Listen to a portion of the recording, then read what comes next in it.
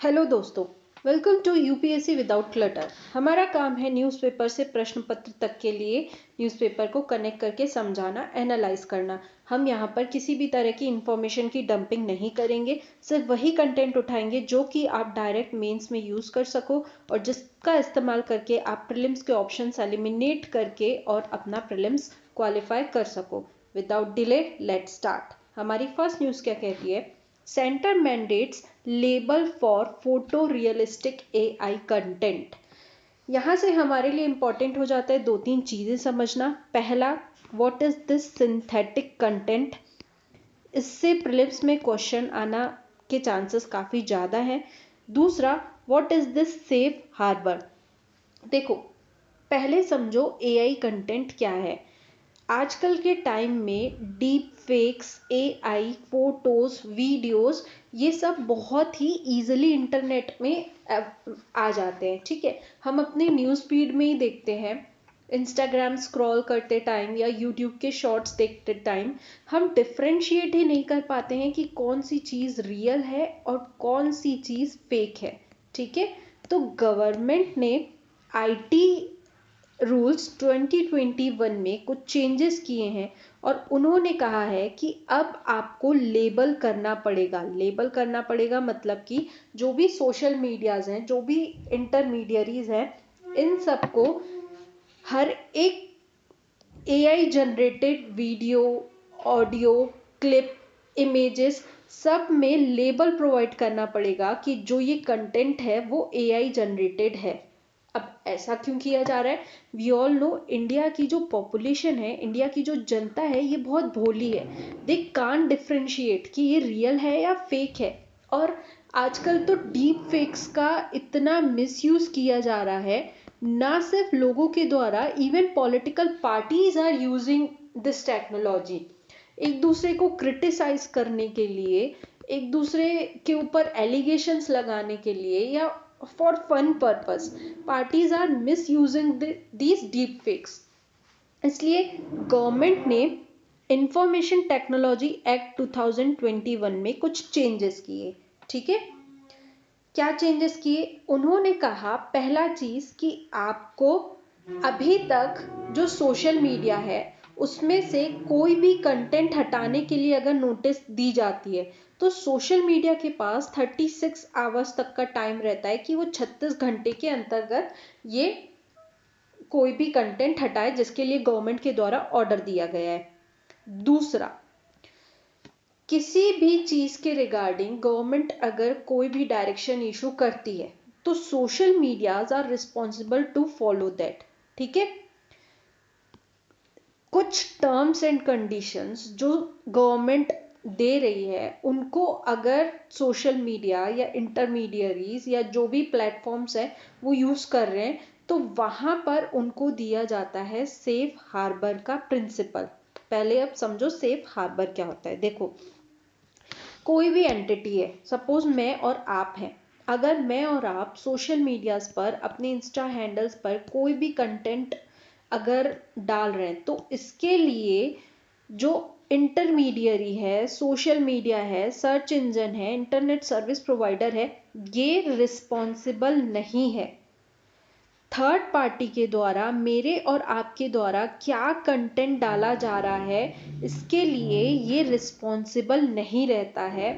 अगर ये गवर्नमेंट के द्वारा जारी किए गए सारे ऑर्डर्स को फॉलो करता है तो इस वक्त पर इंटरमीडियरीज को रिस्पॉन्सिबल नहीं माना जाता है। This is safe harbour principal.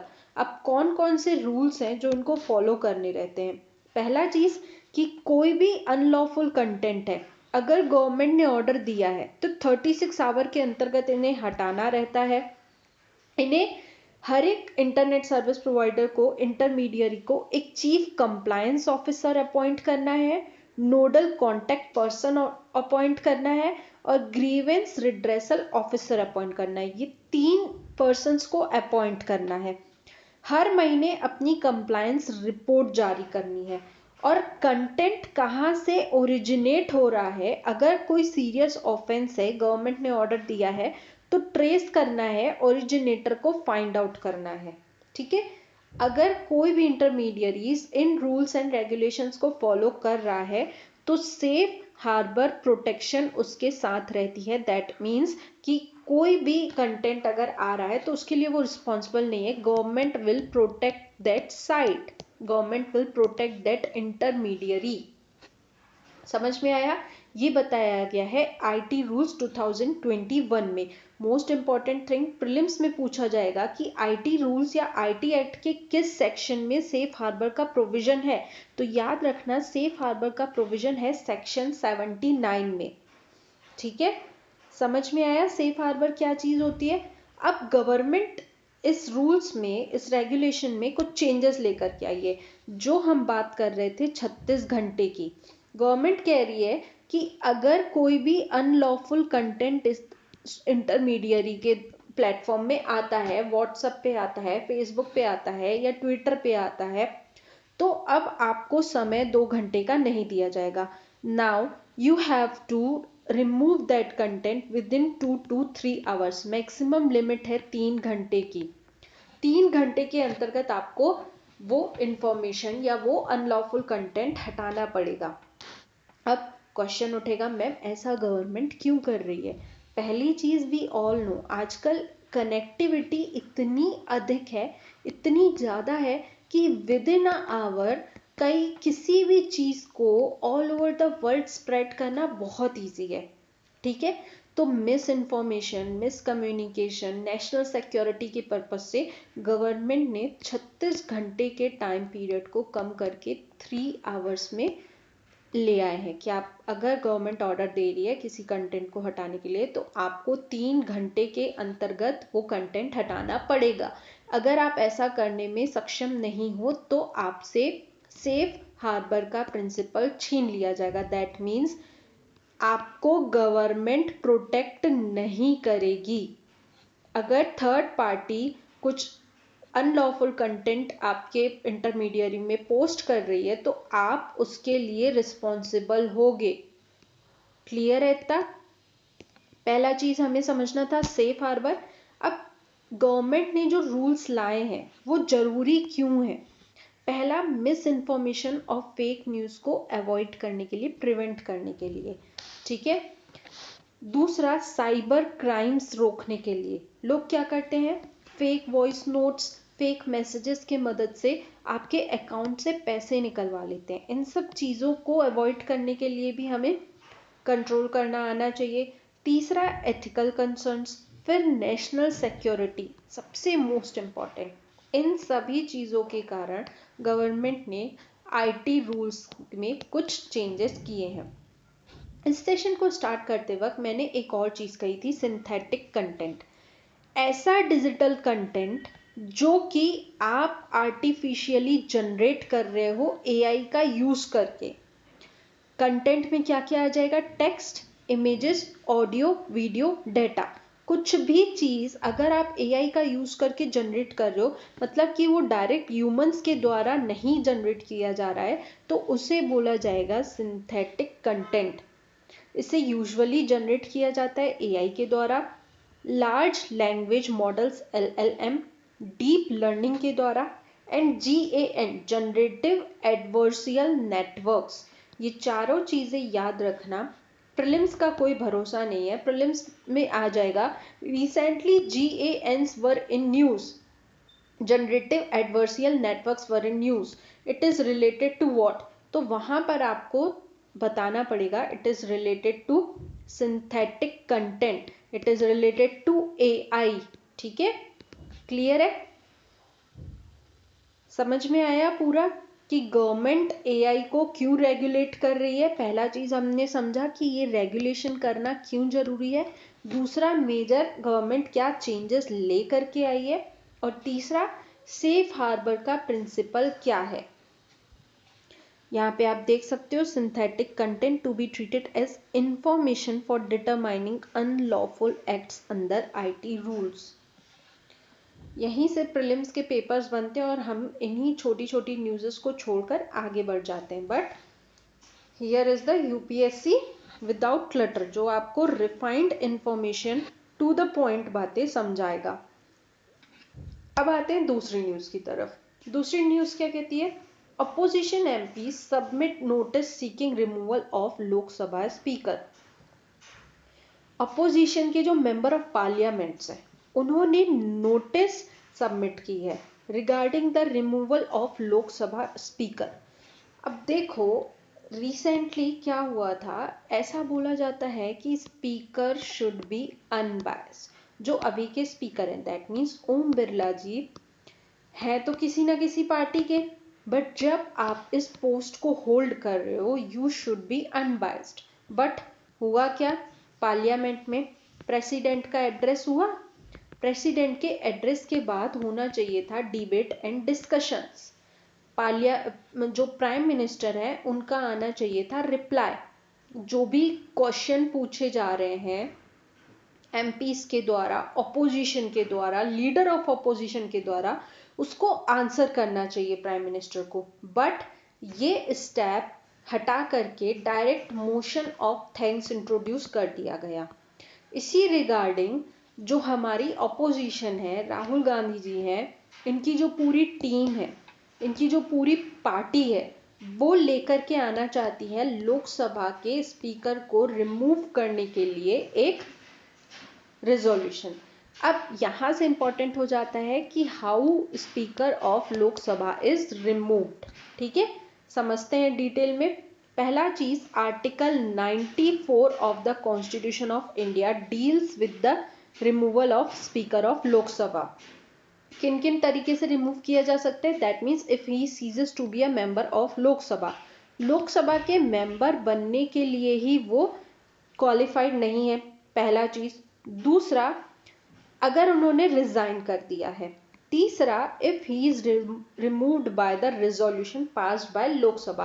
अगर लोकसभा ने रिजोल्यूशन पास किया है उस केस में लोकसभा के स्पीकर का रिमूवल कैसे होगा, ये लिखा गया है आर्टिकल 94 में। ठीक है, बहुत इंपॉर्टेंट है स्टेप बाय स्टेप समझना।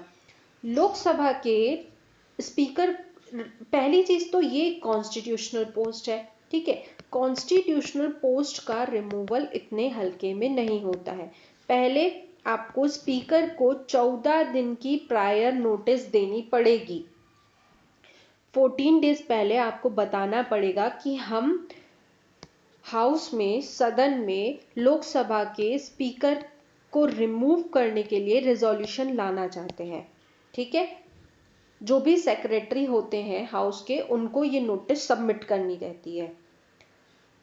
Notice signed by required number of MPs. यहां पर एक कोरम होता है, उस कोरम को फुलफिल करना रहता है, मतलब कि उतने मेंबर्स, पहले 2 members plus backed by 50 members, पीछे से 50 लोगों का सपोर्ट रहना चाहिए, तब जाकर के आप लोकसभा के स्पीकर को रिमूव करने के लिए रिजोल्यूशन इंट्रोड्यूस कर सकते हो।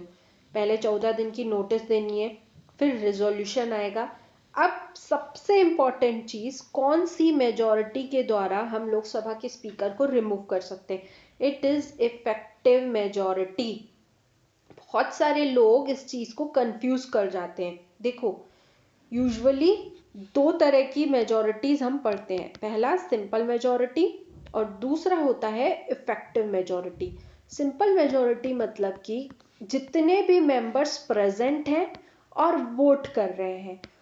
मान लो उस दिन कोई भी रेजोल्यूशन लाया गया और 100 मेंबर्स प्रेजेंट हैं और वोट कर रहे हैं, दैट मीन्स अगर आपको 50 लोगों का भी सपोर्ट मिल गया तो वो रेजोल्यूशन पास हो जाएगा। लेकिन इफेक्टिव मेजॉरिटी में क्या होता है, जितनी स्ट्रेंथ है हाउस की, मान लो 500 स्ट्रेंथ है और वेकेंट सीट्स को बस माइनस कर दो, 100 सीट्स ऐसी हैं जो वेकेंट है, दैट मीन्स 400 आ जाएगा। तो टोटल मेंबर्स की स्ट्रेंथ की मेजॉरिटी हमें लानी पड़ेगी, दैट मीन्स स्पीकर के रिमूवल के लिए हमें 200 members, it is a example, याद रखना ये एक एग्जाम्पल है इफेक्टिव मेजॉरिटी को समझाने के लिए। हमें इफेक्टिव मेजॉरिटी मतलब कि majority of total effective strength, जितनी भी वेकेंट सीट्स हैं सिर्फ उसको माइनस करोगे, बाकी जितने मेंबर्स बचे उसके 50% लोग वोट करने चाहिए कि हमें स्पीकर को रिमूव करना है। समझ में आया? क्लियर है? अब कुछ इंपॉर्टेंट चीजें जहां पे प्रीलिम्स ट्रैप लेता है। पहली चीज, जब भी स्पीकर के रिमूवल का रेजोल्यूशन चलेगा, he will not preside the meetings. वो मीटिंग्स को प्रिसाइड नहीं करेंगे, ठीक है? The meetings will be presided bye deputy speaker. और दूसरा चीज, वोटिंग में वो पार्ट लेंगे। जब उनके खिलाफ वोटिंग होगी तब वो फर्स्ट इंस्टेंस में ही पार्ट लेंगे। यूजुअली स्पीकर का वोट कास्टिंग वोट कहलाता है, मतलब कि अगर बाय चांस कोई रिजोल्यूशन पास हुआ और टाई हो गया, yes and noes are equal, उस समय पर स्पीकर वोट करता है। लेकिन अगर उसके रिमूवल की बात चल रही है तो पहले इंस्टेंस में ही स्पीकर वोटिंग में पार्ट बनेगा। Is it clear? स्पीकर के रिमूवल से इतना ही इंपॉर्टेंट था और बहुत इंपॉर्टेंट चीजें हमने डिस्कस की। प्रीलिम्स में आने के हाई चांसेस हैं। अब चलते हैं हम हमारी अगली न्यूज़ की तरफ। क्या कहती है? Fighter push HAL's experience with private enterprise.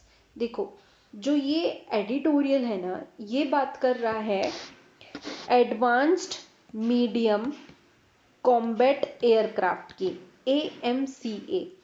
ये एक प्रोजेक्ट है। बात की जा रही है इस प्रोजेक्ट को बनाने के लिए, डेवलप करने के लिए किसको चुना जाए। एक तरफ है हमारे प्राइवेट प्लेयर्स, आप प्राइवेट प्लेयर्स को लेकर के आओ, और दूसरी तरफ है हमारा हिंदुस्तान एरोनॉटिक्स लिमिटेड, ठीक है?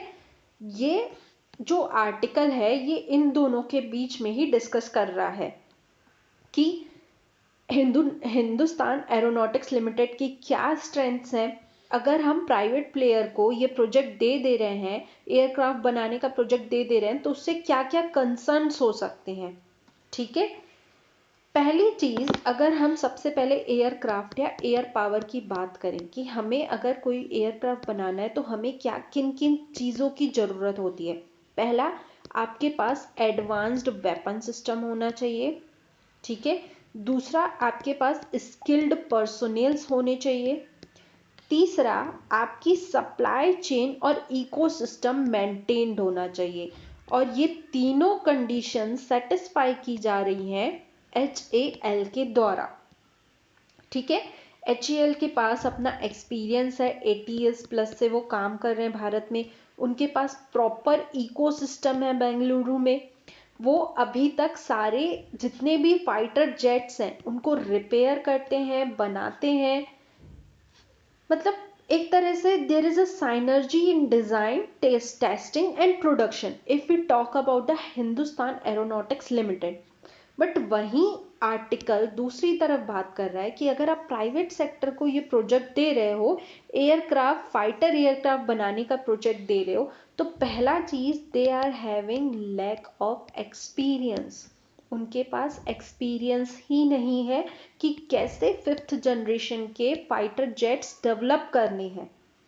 दूसरा, इंस्टीट्यूशनल कंट्रोल।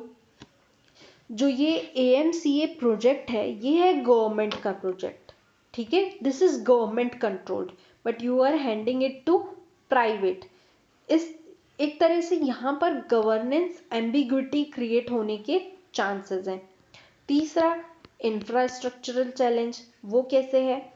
प्राइवेट जो एंटिटी है उनके पास ह्यूज अमाउंट है इन्वेस्ट करने के लिए, but they are not assured about production. वो प्रोड्यूस करके क्या दे रहे हैं इस चीज की कोई गारंटी नहीं है ना, ठीक है?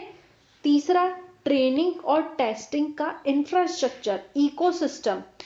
इंडिया के पास limited test pilot training capacity है, जो कि ऑलरेडी जिसमें मास्टरी करके रखी है HAL ने। फिर उसके बाद आप वापस से उसको प्राइवेट इन्वेस्टर्स को दे रहे हो, दैट मीन्स यहाँ पर ट्रेनिंग और टेस्टिंग के ऊपर भी क्वेश्चन मार्क्स उठने लगेंगे। पांचवा, लोकेशन। जो भी नेशनल सिक्योरिटी से रिलेटेड चीजें हैं, that should be produced in hinterlands. You can't trust on private individuals this much. इसीलिए जो आर्टिकल है वो आर्ग्यू करता है कि ठीक है, प्राइवेट सेक्टर का जो इंक्लूजन है वो अच्छा है, इससे एफिशिएंसी बढ़ती है, कंपटीशन होता है, मोनोपोली रिड्यूस होती है, प्रोडक्शन टाइम पर हो जाता है, टाइमलाइन को फॉलो किया जाता है। वहीं लेकिन आर्टिकल ये भी कह रहा है कि आप हिंदुस्तान एरोनॉटिक्स लिमिटेड को इग्नोर नहीं कर सकते हो जस्ट बिकॉज ऑफ इनके पास टेस्टिंग इकोसिस्टम है, इंटीग्रेटेड इंफ्रास्ट्रक्चर है, उसके बाद एक्सपीरियंस है, मोस्ट इंपॉर्टेंट थिंग। ठीक है, तो ये एडिटोरियल लास्ट में ये बात कर रहा है कि अगर आप वाकई ये प्रोजेक्ट AMCA प्रोजेक्ट जो देना चाहते हो वो हाइब्रिड मॉडल में दो। हाइब्रिड मॉडल में कैसे दो? That means some part should be handled by Hindustan Aeronautics Limited and some part should be handled by private consortium। Shared infrastructure को यूज किया जाए जिससे कि इंडिया में डिफेंस इनोवेशन इकोसिस्टम जो है वो स्ट्रेंथन होगा, पायलट ट्रेनिंग और इम्प्रोवाइज होगी, लॉन्ग टर्म एश्योर्ड प्रोडक्शन के कॉन्ट्रैक्ट्स टाइमली कंप्लीट होने के चांसेस बढ़ेंगे। समझ में आया? क्लियर है ये पूरा आर्टिकल क्या कह रहा है? चलो आगे चलते हैं। अगली न्यूज़ किसके बारे में है? This is regarding the new start treaty. ठीक है, देखो 2010 में USA और रशिया के बीच में एक ट्रीटी साइन हुई थी, न्यू स्टार्ट ट्रीटी। ठीक है, ये ट्रीटी बेसिकली न्यूक्लियर आर्म्स को कंट्रोल करने के लिए इंट्रोड्यूस की गई थी, लेकिन 5 फरवरी 2026 को ये ट्रीटी हो गई एक्सपायर। ठीक है, बेसिकली हुआ क्या था, जब कोल्ड वॉर चल रहा था USA और रशिया के बीच में 1945 के बाद से, तो बाय द टाइम 1980s दोनों कंट्रीज ने मैसिव न्यूक्लियर एरेसल्स क्रिएट कर लिए थे, बिल्ड कर लिए थे। दोनों के पास अप्रॉक्स 10,000 स्ट्रेटेजिक वॉरहेड्स प्रेजेंट थे। ठीक है, इसीलिए न्यूक्लियर वॉरहेड्स को कम करने के लिए 1991 में पहली बार एक ट्रीटी साइन की गई जिसे बोला गया स्टार्ट, जिसने बात की कि हमें न्यूक्लियर वॉरहेड्स को रिड्यूस करना है, इनके रिडक्शन के लिए। ठीक है, 1991 में स्टार्ट ट्रीटी आई, उसके बाद 2010 में न्यू स्टार्ट ट्रीटी आई, जिसने डिसाइड किया कि हमें सिर्फ लिमिटेड स्ट्रेटेजिक वॉरहेड्स मेंटेन करने हैं, सिर्फ 1550। दोनों कंट्रीज के पास सिर्फ 1550 स्ट्रेटेजिक वॉरहेड्स होने चाहिए। मोस्ट इंपॉर्टेंट थिंग, ये ट्रीटी दोनों के ऊपर लीगली बाइंडिंग थी। ठीक है, इसमें वेरिफिकेशन मैकेनिज्म भी था और ये एप्लीकेबल थी 15 ईयर्स के लिए। 15 ईयर्स कंप्लीट हो गए, इसलिए ये ट्रीटी एक्सपायर हो गई। अब आर्टिकल जो है ये बात करता है कि अभी इसका एक्सपायर होना क्यों सही है, क्यों इम्पोर्टेंट है। पहला चीज, फॉर्मली न्यूक्लियर आर्म कंट्रोल जो है वो खत्म हो गया। दैट मीन्स जो आर्म की रेस चल रही थी किस टाइम पर, जब USA और USSR थे उस समय चल रही थी न्यूक्लियर आर्म्स की रेस। अब उस तरह की कोई भी रेस है नहीं, तो ऐसी ट्रीटी की जरूरत नहीं है। And now there is a geopolitical shift. अब बात सिर्फ USA और USSR की नहीं है। Now it's a more fragmented and multipolar world. यहाँ पर चाइना भी स्टॉक पाइल कर रहा है, चाइना भी न्यूक्लियर स्टॉक पाइल कर रहा है, कंटिन्यू ग्रो कर रहा है। So it is the need कि अगर हम ट्रीटी के द्वारा सिर्फ USA और USSR को कंट्रोल कर रहे हैं, चाइना बाहर खुले में बढ़ाएगा अपने न्यूक्लियर उसको, तो इट्स अ जियोपॉलिटिकल रिस्क। सो अगर हम बात करें तो हमें एक नीड है न्यू ग्लोबल न्यूक्लियर रिजाइम की एक नई ट्रीटी आए जो चाइना के ऊपर भी कंट्रोल करे। समझ में आ रहा है? जो सिर्फ न्यूक्लियर चीजों की बात ना करे, स्पेस मिलिटराइजेशन, हाइपरसोनिक वेपन्स, इन सब की बातों को करे। समझ पा रहे हो क्यों इंपॉर्टेंट है आज के समय में, और क्या किस और किन किन चीजों को इंक्लूड करना चाहिए, ना सिर्फ न्यूक्लियर वॉरहेड्स को बल्कि हाइपरसोनिक मिसाइल्स को भी। अब अगर इंडिया का स्टैंड देखोगे तो इंडिया शुरू से न्यूक्लियर के उसमें नो फर्स्ट यूज पॉलिसी को अप्लाई करता है। मतलब कि हमें डिसआर्मामेंट तो करना है but that should be universal, ये डिस्क्रिमिनेटरी इन नेचर नहीं होना चाहिए। Advocates global zero nuclear vision, India का जो विजन है न्यूक्लियर पॉलिसी को लेके that is zero nuclear vision. ठीक है, अब सबसे इंपॉर्टेंट चीज, ट्रीटी खत्म हो गई, ठीक है, स्टार्ट ट्रीटी। अब इससे क्या क्या कॉन्सिक्वेंसेस हो सकते हैं? पहला, हो सकता है कि न्यूक्लियर आर्म रेस वापस से स्टार्ट हो जाए। हो सकता है कंट्रीज अपने डिफेंस सेक्टर में स्पेंडिंग बढ़ा दें। हो सकता है स्ट्रेटेजिक इंस्टेबिलिटी आ जाए वापस से, मल्टीलैटरलिज्म वीक पड़ जाए, या हम जो रिस्क है उसको मिस कैलकुलेट करें। हम चीज़ों को डीप तक समझ ही ना पाए कि आखिर कौन सी कंट्री कितना न्यूक्लियर डेवलपमेंट कर रही है। आज के सेशन से आपके लिए क्वेश्चन है, this is regarding this removal of speaker of Lok Sabha. Try to attempt this question. If you want the answer of this question, join our Telegram channel. वहां पर आपको इस लेक्चर की पीडीएफ भी मिल जाएगी एज वेल एज इस question का answer भी मिल जाएगा।